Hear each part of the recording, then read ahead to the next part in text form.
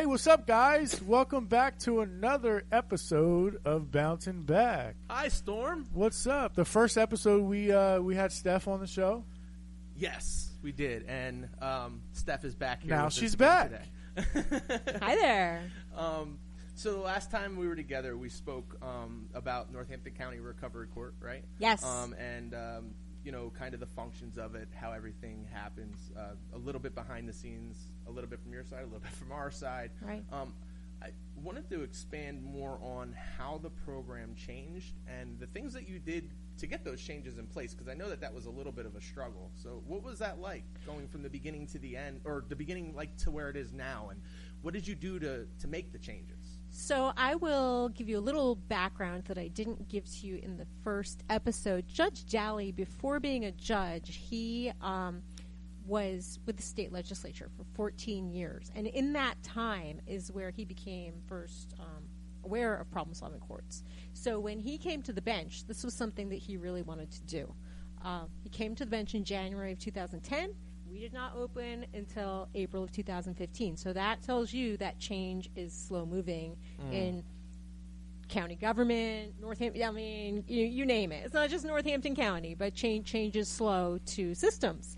But we started, when he ascended to the bench, he started talking to other judges and other key stakeholders in the process, and it wasn't until 2014 that we started really developing the program for a 2015 launch. And as his law clerk, I was very, very involved in that. We went and we observed other courts, specifically Montgomery County Drug Court, which is presided over by a terrific judge, and really they provided us a lot of information. I think we went there twice before we even opened, so I got to see it in process. I got to see how it worked. Then I got to sit down and kind of design a program. And as we did mention in our first episode, it was at first a 3-phase program, because kind of at the time, that was what a lot of programs were doing. They were doing a 3-phase program. So now what's the idea behind having different phases of the program? Let's break that down a little bit, because we didn't really do any of that. It started off as a 3-phase program. Now, what entails of those 3 phases, and why were these things put that way? Well, that's a very good question, because with each phase, you should be kind of moving toward independence and moving toward stability. So if you only have 3 phases and you have an 18 to 24-month program and you have people with high risk and high need, high risk and high needs, I should say, 3 phases really, I think you need to break that down more. So we moved to a 5-phase program where the first phase of the program, like I said, is really just showing up, getting accustomed to doing what you're supposed to do, being where you're supposed to be, just showing up, kind of going to meetings and figuring out what works for you, what doesn't work for you. At least that's the hope. Sometimes we get people along the way and they're in the 4th phase and they still don't know what works for them, or if anything works for them, if they want to work. In the 2nd phase of the program, you're really kind of getting into what works for you. So phase 1, just like being out in the world, figuring out a little bit of what you're supposed to do and where you're supposed to be. Phase 2, kind of what works for me.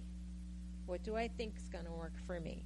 Phase 3, okay, now I'm doing it. I'm really figuring out what has worked for me, what hasn't worked for me, what I need, going a little deeper into some of the issues behind your issues, maybe, if you know what I mean about that. I'm sure you do. And then the 4th phase is kind of hopefully a maintenance phase, where you're moving toward that final phase of independence and graduation from the program. So I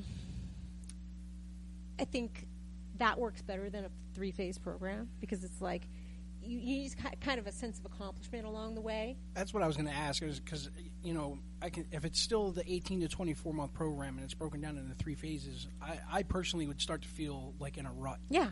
You know, and I was going to ask that if that's the reason why it went to 5 phases, is so people could feel like their reward, reward, that sense of reward for the success. That actually makes a lot of sense. Yeah. Like I remember, I was actually involved in the program when that change came into effect. It went from a 3-phase to a 5-phase, kind of in the beginning of when I started. Yeah.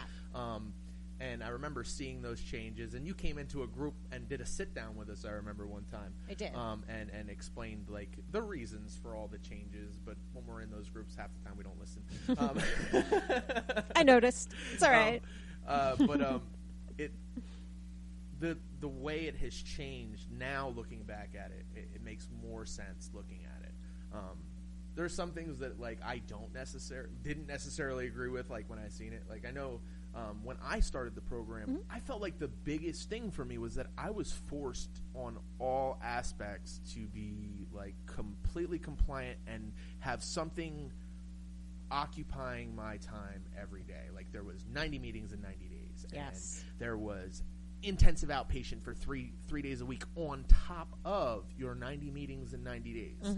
So like you would have to do a meeting every day for your whatever personal recovery meetings or self-help meetings or whatever. Right. And then you have your intensive outpatient 3 times a week. And then you have court every week. And then you have your PO every week. And then you have your CRS every week on top of it. And a job. And a job. Yeah. And now, I did that shit with 2 jobs. That's a lot. It was. That's overwhelming. But now I've noticed that, like, in the beginning, there's a lot less on their heads. Now, do you guys feel like that change was made because you think you were putting too much on people or not enough success? Like, what was the purpose behind toning it down in the beginning? Because I personally felt like that was what made me succeed. Yeah. Well, 90 and 90 is an idea that we picked up from other courts. We have conferences that we go to. We have state conferences and national conferences. There's a pretty good sense of community amongst recovery courts, and so you can really reach out and, get a lot of feedback. Get a lot of feedback from other people about what's worked, what hasn't worked. So that is something in the beginning, like that was kind of the thing. Everybody was doing 90 and 90, and we should have people do 90 and 90 meetings in 90 days. That's but really that is intense. a lot. That's very intense. Yeah. We have somebody right now who is doing it for themselves because it's but a good idea for them. But are people investing? Or was it just kind of like, oh my God, one more thing? And now I'm just one individual, but for me, what this did, I didn't get into the self-help groups the way everybody else did. Religious issues, so right. like I didn't necessarily fall into those meetings and stuff, and it wasn't something that I enjoyed. So like for me, all of these meetings were just I had to show up, but I had to show up, and I had to do it, whether I liked it or not. I had to do it, and I kept doing it, and I kept doing it, and I kept doing it, and eventually, you can only hear something so many times before you remember it. Mm-hmm. Eventually those things start to sink in and they start to settle into your mind and you start to put those towards the things that you're going on in your life. So eventually, because I was forced every day to go there and do that, it helped me build a ground for my recovery that was unmatched in any other time that I attempted to recover. Mm-hmm. Now, I've got 2 things here. One, are you ready for a cliche? You hang out in a barbershop long enough, you get a haircut. Yep. Okay. Right. Now the other thing is I'm listening to you speak What? about this. If you right, it's true. You hang out in a barbershop long enough, you get a haircut. Right. But no, I'm listening to you talk about this, and I keep hearing the word forced a lot. So, were you actually like forced? No, I did that. Obviously, you have free will. Yes. Everybody has free will. Right. You choose to go do something. You just have to deal with the consequences. Correct. So I was given an ultimatum. It was you do 90 and 90 or you go to jail. I think a lot of people now, and I've seen it through the whole process that I went through, is that they forget that they signed up for it. Mm-hmm. Yeah. And they knew what the stipulations were going into it. So it might have been stipulated, but like you still have a choice to make. Yeah. And like but you guys are going soft. But like you said though, you chose to keep going. No, you know, I and did. and eventually it was beneficial. Yeah, but it took because it was mandated, and I wasn't necessarily interested in any of those things. Right. I'd already been clean. Clean wasn't the issue. It was just about changing my lifestyle. But I didn't care about what they had to say in the beginning. For the first 3-4 months that I went to NA, I didn't listen to anything that was said by anybody because I felt like it didn't apply to me. I still do. It still feels empty when I go to a meeting like that. It just does. So I feel like when you force somebody into those, it at least shows that they're willing. Mm-hmm. You know what I mean? Like, right. People back then were willing to show that they were willing, and I feel like that was how it helped weed people out in the beginning. And I feel like now you're not holding them to that standard in the beginning, and now people, it appears to me, I don't know what the actual numbers are, it appears to me like it kind of was hurtful to the process, personally. That was just, and I don't see numbers or anything like that. I just see what I see, and there have been so many changes along the way, and the timing of those changes. Because of the timing of those changes, I think it's really hard to isolate what is accounting for our retention, those kinds of things. Because we'll tweak over here, and then we'll tweak over there, and was it this tweak or that tweak? Who knows? I don't know. Like kind of like what we were doing with the equipment earlier. Kind of like that. Was it jack number 3 with plug number 1? Plug number 1. I don't know. So I think in a lot of ways we're still a young program, which absolutely. And then something that always kind of bothered me was. Or bothers me sometimes, I guess. Like we're guinea pigs for this. No, you're not guinea pigs. Like, you're just not. Yes, has the program changed? Yeah, it has. But this is your opportunity. Absolutely. So. And it's an awesome opportunity, and people just don't necessarily see that from the outside. Just like any other treatment program that's out there, you get out of it what you put into it. Yep. So if you go in with the mindset of, like, I'm just going to breeze through this, you're obviously going to have some problems. It's a revolving door. There's people going to be coming and going, and you're just going to have to see what works and what doesn't work. And those are the people that... And they have to change. They have to be willing to. And those are the people that haven't made that decision to change yet. Right. But, like, hopefully they find it can't before force. it's too late. Because I'm going to tell you right now, it ain't getting any better out there. You can't force somebody to change. No. Absolutely not. And we can't, there are only so many opportunities. You can send somebody to jail, force them to jail. Right. But what is that doing? That's not doing anything. Like, how many chances do you get within the program? That was another question I was going to ask. How do you make those decisions? It's very individualized. It's very and it has to be. And I know. I hear the word unfair. Oh yeah. Life's not fair. Let's talk a little bit about what's my perspective on fair. Okay, we haven't gotten into that. Like, who is Stephanie? What does she think about fair? We're getting there. Because you're not at work, so you can say anything you want. I mean, first of all, voice your opinions here.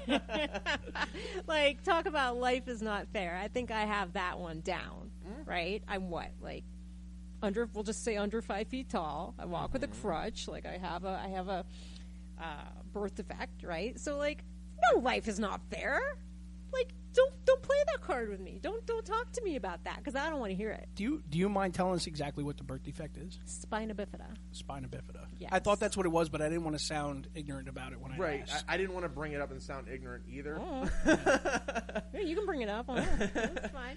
Do you feel like your birth defect has affected your career in any way? Do you feel like it was ever held you back? Do you feel like anybody has ever discriminated against you for that? From in my professional life, no. I am not to like toot my own horn or anything, but I'm a very toot it. I have a good skill set. It doesn't change who you are. I'm very self-directed. I'm a very motivated person. I do good work. So has it held me back professionally? No, it has not.